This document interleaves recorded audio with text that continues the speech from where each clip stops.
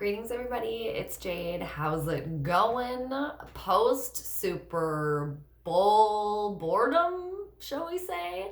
But hey, as far as football goes, the XFL has started as of last night. I don't remember which teams played and I don't remember who won, but there's still some football happening. I totally forgot about the XFL happening.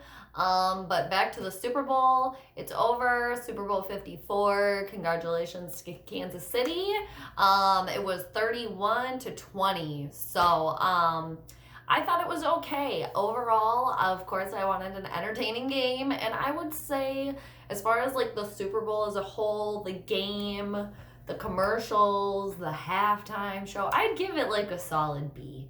You know, nothing too exciting, nothing too boring. However, I will say I was kind of bored there up until the very end. And Patrick Mahomes, I mean, you can't stop him. Can't stop him, I guess. And yeah, I mean, Jimmy Garoppolo looked good too, Jimmy G. But hey, Kansas City, it was just too much. So congratulations to them and, you know, Andy Reid. And when was the last time that Kansas City won a Super Bowl? Was that against the Vikings? I think so. A long time ago. What was it, like 50 years? I think something like that. So, yeah, congratulations to Kansas City. The NFL season is officially over. But we have the XFL to focus on now, right? I guess.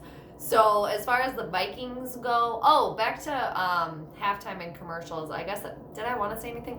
I mean, halftime, I didn't think it was bad. I liked all the lady empowerment. That's cool. If you want to shake your ass, that's cool too. Whatever you want to do.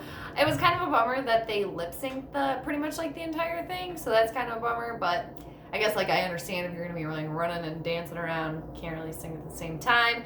Quite the production. Commercials, I thought were like a snooze fest. I don't really look forward to commercials anyway, even during the Super Bowl. It's just whatever. It's kind of like old hat right now at this point to talk about commercials. And then there was, of course, another Minnesota connection, the Winona commercial. Again, just like, I get it, but kind of a snoozer. Like, it's like they went for the whole Fargo aspect again. Like, okay, that's been played. Old hat, so didn't hate it, didn't love it, so it's over. As far as the Vikings go, still very quiet.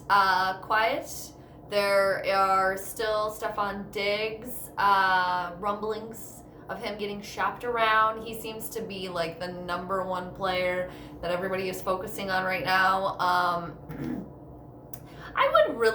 I get it if they want to get rid of him. I mean, I get it. It doesn't really seem like he wants to be here. If you're not focusing on wide receivers, if you're focusing on more of a run type of offense, okay, then why take up so much salary and why have such a our best wide receiver?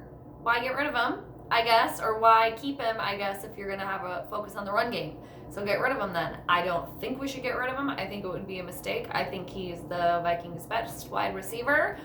But he seems to be unhappy. And if they're going to stick with Cousins at the quarterback and they're going to stick with the run, then fine. I don't like it. I still think that they should trade Dalvin Cook because he's going to demand a lot of money. And, you know, a running back lifespan is pretty short in the NFL. We know that. And we have two up-and-comers, really good ones. We have Madison and we have Boone, you know, and Abdullah and, you know, Ham, you know, yeah. So it's not like we don't have options at running back if we wanted to use Dalvin Cook as trade bait. I still say get rid of Xavier Rhodes. I hope he's not on this team. And I still am not losing out complete hope that one day Case Keenum might come back here. It's like, fine, be the backup for Cousins then. And then Cousins can just screw up enough, and then they give Case an opportunity. What does Case do again? Rises to the occasion. But I think they would have to keep Stephon Diggs, too, because I think Stephon Diggs is a very crucial element to Case Keenum returning. My dream. Not going to lose out hope there. Not all hope's lost. I don't think. It's just, I mean, and the Vikings, again, what are we hearing again? Let's work on the offensive line. We heard that before. You know, it's like, I'm glad the Cousins era is finally coming to an end, or it will be anyway. They better not re-sign that cat. I mean, for real. He's not bringing this team anywhere. He's not. And then you're going to build around him. How about you just build a good team? How about you make sure you have, you know, some decent players in every position? How about that? How about that? And apparently the only thing we're really missing now is offensive line. So focus on that, I guess, at this point. Cornerback issues, that too. They're going to draft a corner. What's going to happen? Case, come back. Because we need a better backup than Sean Mannion. Sorry. I mean, Mannion, I tried to give you a chance, but I didn't really see not too much there. Still better than Cousins, maybe. Oh, man. Am I serious or kidding? I don't know. Keenum, I still think is better than Cousins. A better fit for who we have right now. On our team, I still think Keenum is a better fit right now with who we have on the Viking squad right now.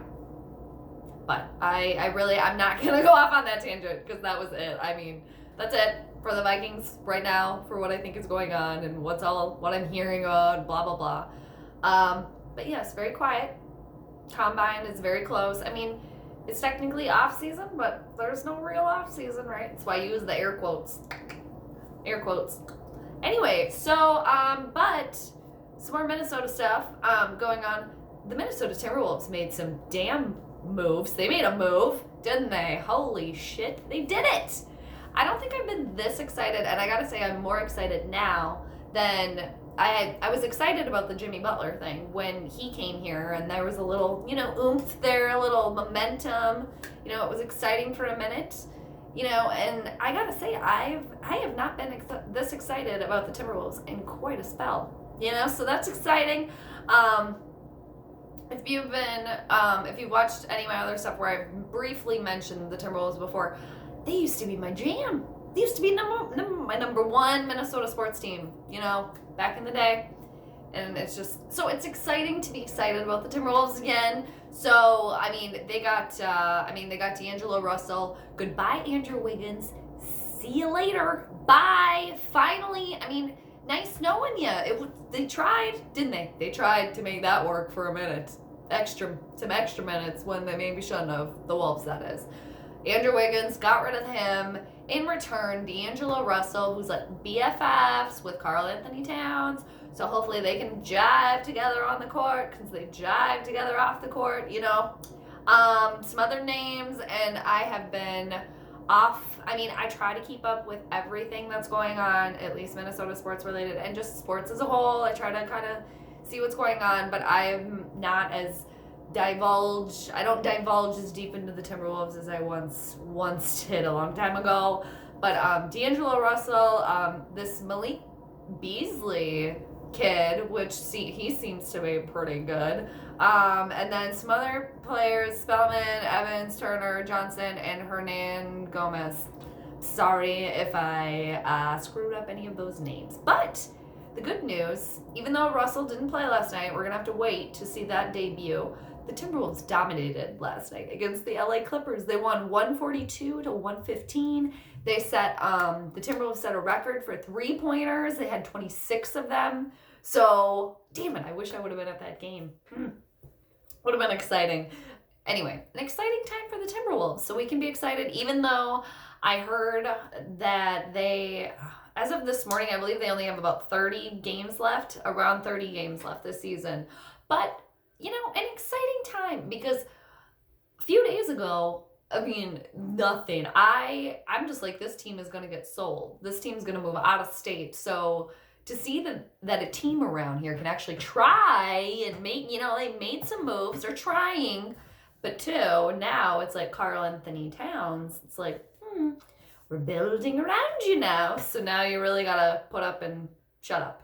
But he's been putting up. So, but, you know, I will say, as crazy as like the whole Jimmy Butler saga turned into, and that just turned into a drama fest too. He wanted out of here. He did have a point with the defense, okay? So, but if they can learn to do that and they get along, and man, if Russell is only adding to this, very cool. very cool. And I'm excited to be excited about the Timberwolves again. So that's cool. Happy super snow moon. I hope everybody enjoyed that. I think it peaked this morning, like around 2 a.m., something like that. It's, I think, the first of 4 super moons of 2020.